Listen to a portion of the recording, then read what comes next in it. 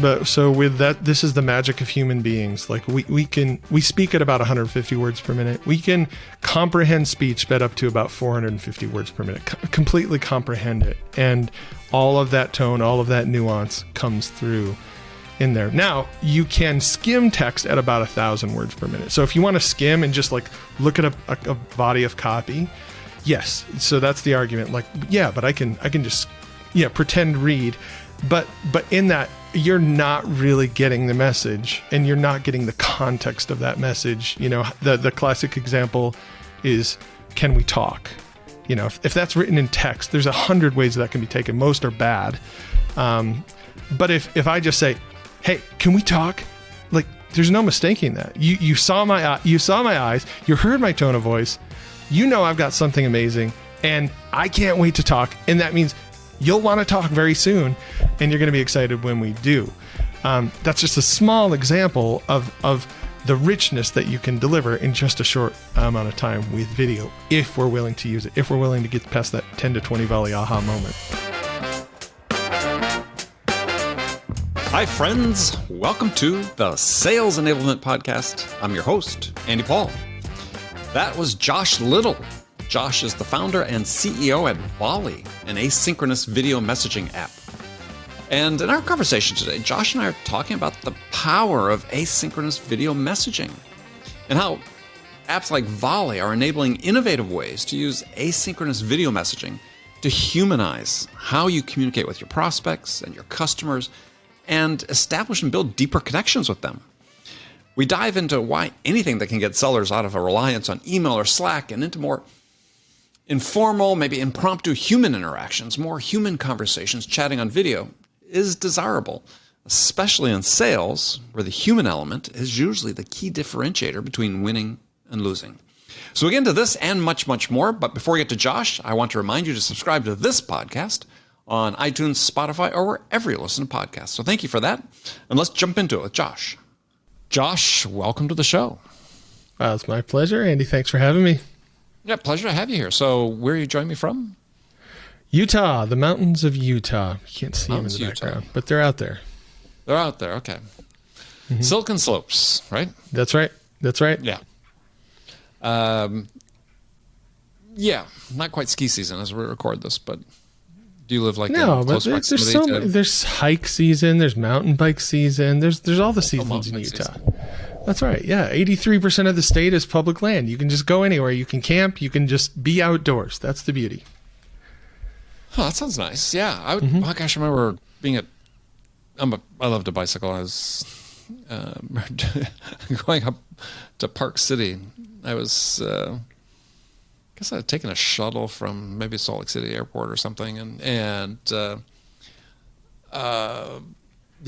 people riding their bikes along this huge trail system through Park City. Oh yeah, yep. And it was just like, all right, that looks like that'd be a lot of fun. It's endless. Yeah, it's so good. Yep. And I've recently gotten into mountain biking, and you can't see the trails from down in the city or if you visit, but once you get up on the trails, you just can't believe how many trails there are and how cool they are. So it's a ton of fun. And I know our common friend Bubba, he's crazy about mountain biking out here. Yeah, well, I'm more of a road biker, and that's the other thing I was impressed with is two guys that were my age. I'm, by comparison, ancient to most people.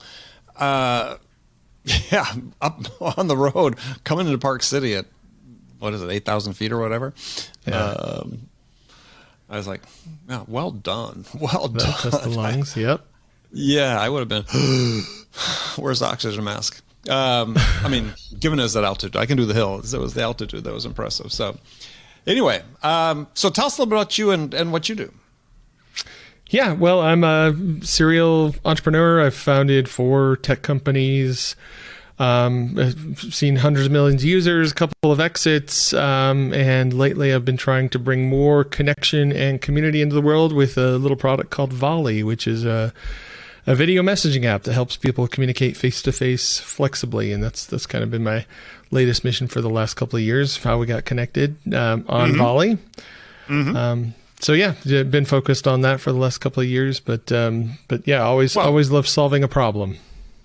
Yeah, so let's dive into it. So asynchronous messaging app, and I've got it here on my computer. And so tell people how it works and how it's different than other things they may think it may be like. So asynchronous means not at the same time. So in Volley, we take turns, just like any conversation, just like we're taking turns in this conversation, except we record our turn with video, which gives us kind of the best of both worlds, the richness of talking with the flexibility of texting. 93% of the message you deliver is delivered through tone of voice and body language. Only 7% is the words we choose to speak. So Volley allows you to communicate with all this richness, humanity, empathy, but in a way that's not interruptive. Synchronous meetings like this podcast, like we wouldn't want to email each other this interview. It would be pretty boring. We'll see how interesting it is anyway. But there's very interesting. There's just a lot more humanity and empathy and color when you have the richness of talking face to face. But it's interruptive. We have to stop what we're doing. We have to get in the same place. We have to figure out why I'm in the waiting room so long, and does my mic work? And there's still which literally happened, right? Dig there, yes, yeah. Josh was in the waiting room for a while, yeah. But there's all sorts of problems with synchronicity. People that don't need to be in the meeting, people who talk too long, people who don't know when to stop talking. The challenges of meeting behavior, and Volley kind of steps around that because anyone has the opportunity to hit the record button and chime in, and you can listen to those people on 2X and take time to think before you respond. So we like to think of it as super powered face-to-face communication because it's flexible, because it's rich. You can speak 7 times faster than you can talk. And when the pandemic hit, we thought, what the world needs is a better way to communicate, because technology has only brought us digital versions of typing and talking. I just don't see a future of the world where there's not a hybrid, where there's not something that is the best of both of those. So that's what Volley's all about. And we tie that in a nice little bow and give you organization, the ability to create spaces and channels within those spaces and have conversations just like you would in Slack, but they're asynchronous video conversations. Am I getting in the ballpark? Is this landing? What do you think? You know your audience.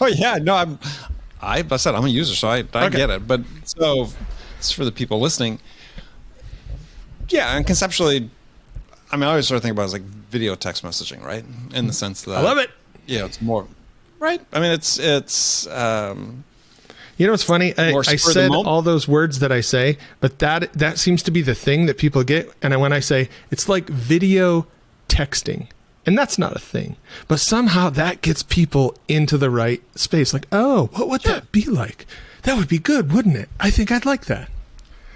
Well, the thing I like about it is that, and I tell the story to my kids all the time. My kids are in their 30s, and my daughter may say, well, I was talking to Alec, or brother, and I'm going, you weren't really talking to him, were you? You were texting. Well, yeah, right. But they use the talk text interchangeably. Now you can be talking, right? Why not take a second and just record? Yeah, probably faster than typing it out, especially on your phone. You have a mobile app, right? Yeah. So, here, why record. not just talk it out? Why are we typing record. especially with thumbs that look like these? Like what? Why am I doing that? Right? Yeah. Well, maybe we were evolved specifically anticipating opposable thumbs, anticipating texting. So yeah, for me, I think that's the real power of it is just spontaneous. Yeah. Crank it up. Let's record it. Let's go and do it faster than you would if you were typing. And you said with more visible empathy, humanity with it, which I think is missing in so much of our communications. Absolutely. Yep. And so that's why it's working for teams. It's working for mastermind groups. It's working for creators who are trying to engage their audience or create more community, around their expertise or their knowledge base. Yeah. So give some use cases, let's say around the creators, maybe mastermind and sales, and also sales, obviously a sales audience. Yeah. Let's start with the creators. If we start with creators, for sure. So creators are using it for 3 things, really. It's to create community. It's to coach, and it's for group coaching or mastermind groups. It's really working well for that. So community, think of like a flexible face-to-face community. It's like a Discord, but not faceless.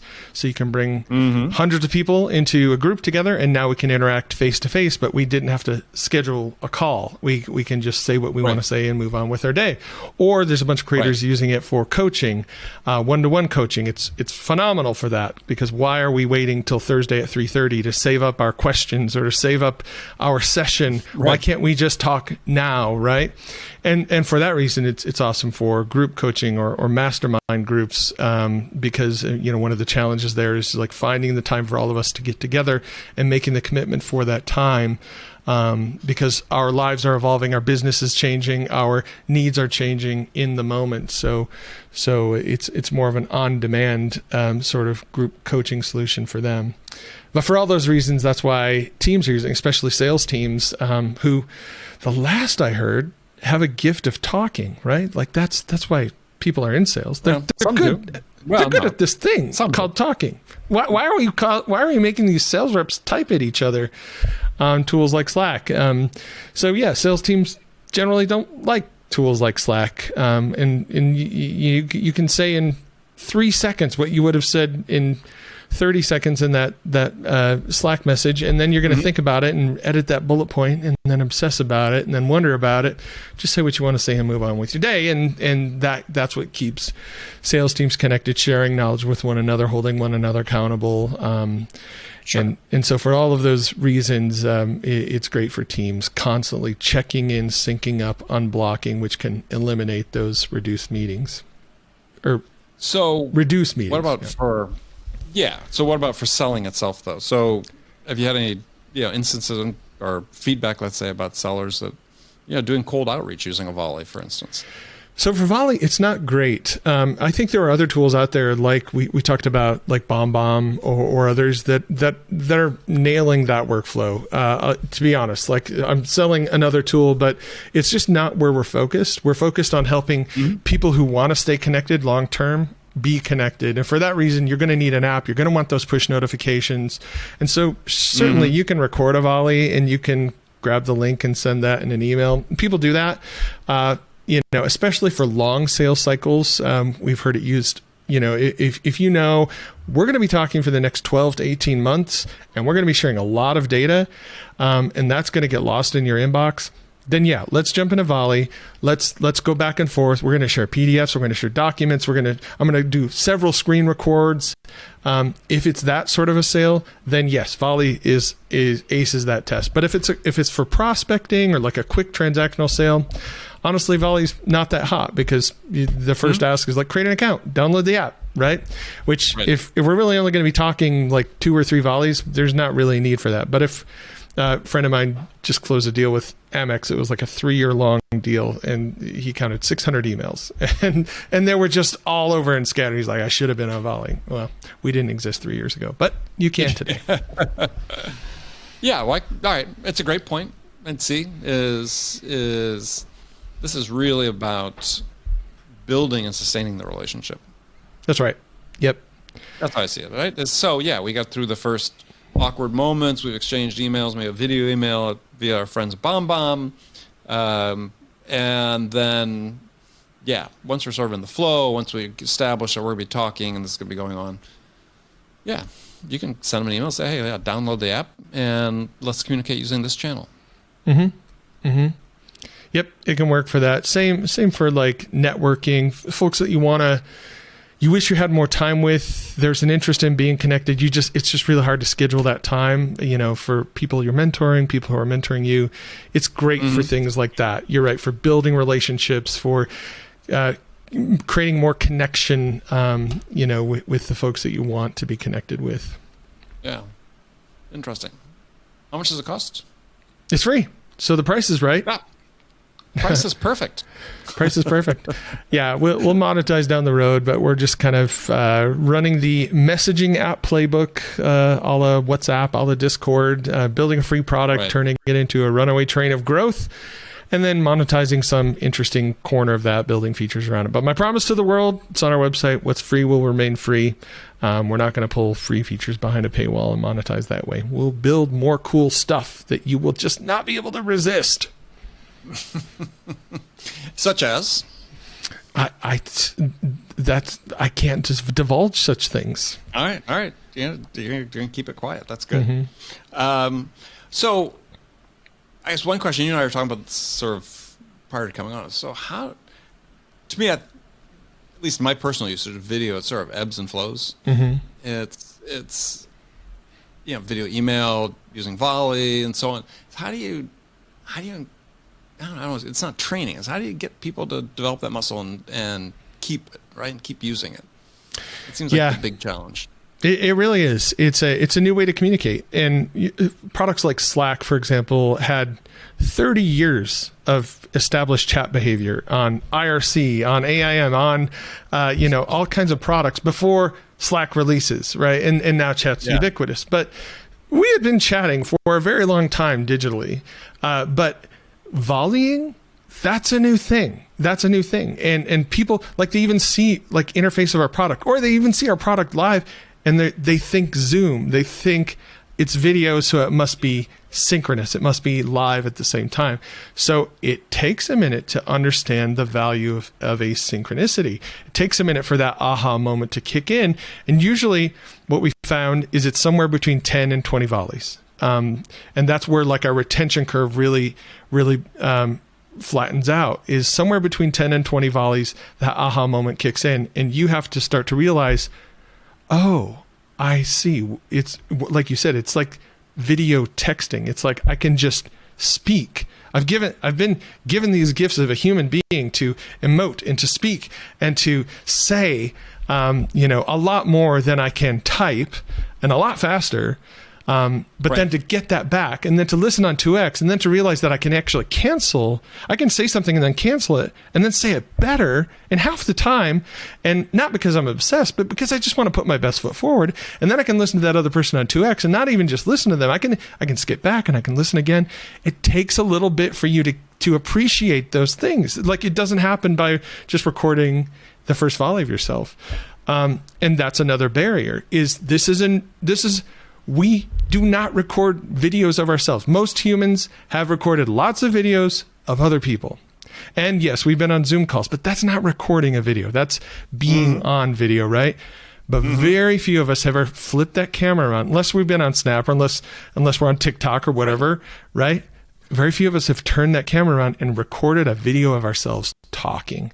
And that's a new thing. So it feels weird. And so it takes a little bit for someone to kind of overcome, am I talking to myself?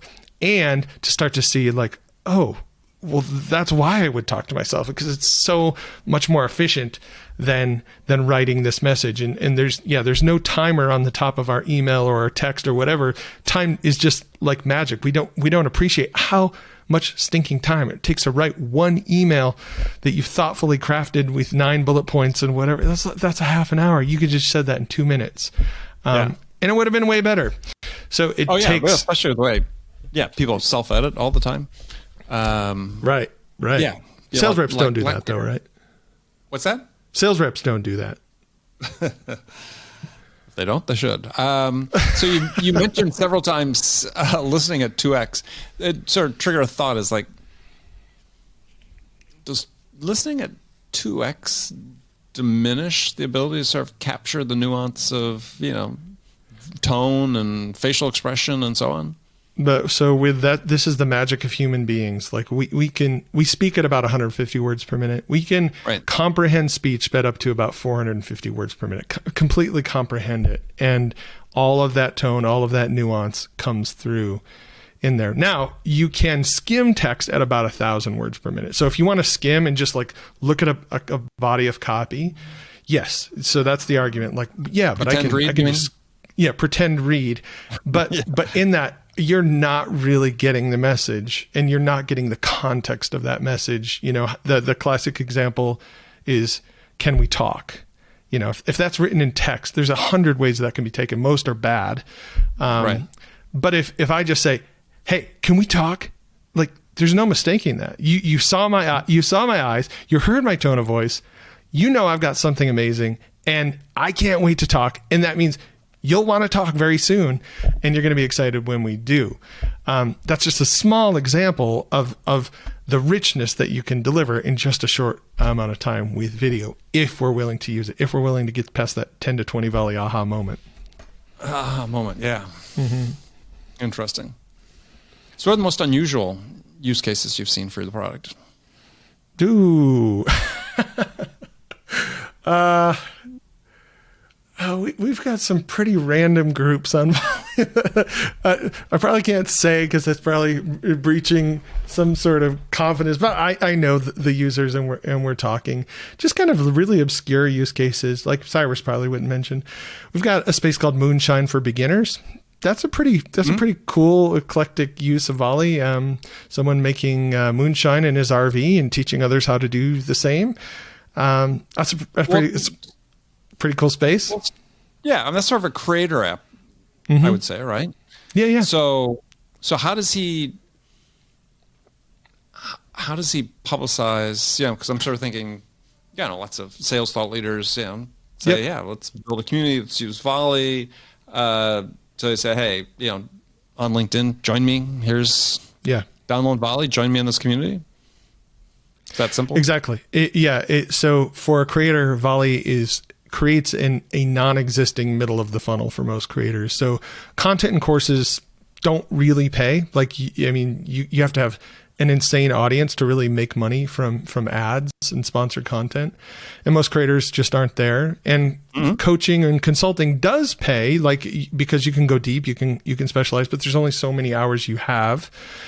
So you get this odd T-shaped funnel. And so Volley is kind of that weighty middle of the funnel that is as scalable as something like courses, but it is as valuable as something like coaching because it does have that face-to-face interaction. So that's why I mentioned Mastermind or group coaching earlier. So we've got a bunch of creators who are, yes, we've got an audience on YouTube or TikTok, and we're bringing those folks through our courses or whatnot, but that's kind of a consumable one-time sale. Mm-hmm. But then they're selling a program or a mastermind or a group coaching experience on Volley, and some have multiple groups that they're able to create with people like 10 to 30 people in them, think classroom size, and charge. Some are charging like thousands of dollars per month for access to these spaces, but it requires a very good facilitator, but not as much as it like full-time coaching or consulting with these people, right? That's why it's kind of middle of the funnel. We can charge somewhere between $50 and $1,000 a month for something like this, depending on the value and what goals we're achieving. So how are you controlling access then? Well, so you control access just like you would a Slack or a Discord workspace with a link. So you have to be invited to a Volley space, and you have to get access to a link. And we're going to make this a lot easier in the future and allow people to charge for access to their spaces, and so they don't have to use other disparate tools. So you'll be able to do that on the platform. Yeah. Think Substack for masterminds or group coaching. Right. And just make it that easy. Got a time frame on that? 2 months. Oh. I'll be a beta for it. Would you? You be down to do that? Yeah, run a program on Volley? Sure. Yeah. Awesome. Okay. People, you heard it here. Hey, here we go. That's right. We'll start a launching October 15th. All right. October 15th. I'm writing that down. Okay, that's good. Cool. Yeah. No, I think that's very cool. It's sort of like it almost sounds like old communications protocol, right? With sort of time division, multiple access, multiple people have access to a single resource efficiently that way. And I think from a creator standpoint, it's really an interesting way to look at it. And that's what we hear is for our creators. This is common. It's just they feel like it's a 10x perceived value over something like a Discord that feels faceless, that feels like disconnected. You could say the same thing on a Discord message as you could in Volley, and to a member, someone who's a member of your mastermind or your group coaching program, it feels 10x different because Tim Schmoyer is there. He's talking about thumbnail design or whatever the thing is, but he's feeding his chickens. And somehow, like, I feel like I'm feeding chickens with Tim, and you know, he's helping me with my thumbnails in the wake. Yeah. No, I think it's really interesting. And I think, you know, back to sales application, because, you know, mostly salespeople listening to this program is the point Josh made before is, when you look at a huge advocate of video email. If you use that for outreach, just to get this relationship and connections sort of started, then don't wait for a Zoom meeting to be able to talk to a potential buyer. You're not going to spam them with video either. You want to be relevant. Make sure it's a good use of their time and attention anytime you send one, but more impactful than email. That's right. Yeah, we can talk right now. I mean, you mentioned before the call, you have just a really high success rate with video messages and email. It is the fastest way to a human connection. Like if somebody sends me an email with a video that has my name on it and I think they personalize it, all right, I'll watch. Is it good? Oh, yeah. Sometimes. 100%. Yeah, right? Surprised I don't get them more frequently. In fact, it's... Right. I can tell the ones that aren't personalized instantly, right? Yeah. And it's there's a whiteboard with font that somebody... Well, I mean, I even have these little white hand boards, erasable chalk. You got those? Yep. White erase boards, put somebody's name on it. Hey, good morning, Larry. Just right. Just say. I'm saying when you see that it's a font on there, not an actual handwritten note. Handwritten note, right? Yeah, I'm like, I'm pretty sure that's Comic Sans font. So, and I'm pretty sure you don't know how to write in Comic Sans. Yeah. Right. I definitely don't. My writings, just be the illegible font for me. So Helvetica. That's my writing. It's perfect Helvetica. Yeah. I love those. All right. Well, Josh. Well, thanks for joining us. That's really interesting. I was serious. Yeah. When you get close to that October 15th. Cool. You want me to try that out? I'd definitely be interested in that. Awesome. This is the first time I've said that date to the world, or even myself. So now I have to fulfill. Right. Now you have to fill it. We've got a huge accountability group here for you, and hope people want to take advantage of it. So awesome. I love it. If people want to connect with you, what's the best way to do that? If you download Volley, it's hard not to find me. I'm in just about every community. So you can find me on Volley or LinkedIn/LittleJosh. All right. You can send them Now, can you take a message off Volley and upload to LinkedIn? Oh yeah. Perfect. Super easy. All right. There you go. People, send them a video. Don't just text them. Send me Volley. Yeah, that's right. All right, Josh, thanks a lot. Thanks, Andy. It was my pleasure. Okay, friends, that's it for this episode. First of all, I want to thank you for taking the time to listen. I am so grateful for your support of this show. And I want to thank our guest, Josh Little, for sharing his insights with us today. If you enjoyed this episode, please subscribe to this podcast, Sales Enablement with Andy Paul, on iTunes, Spotify, or wherever you listen to podcasts. So thank you for that. And as always, thank you so much for investing your time with me today. Until next time, I'm your host, Andy Paul. Good selling, everyone.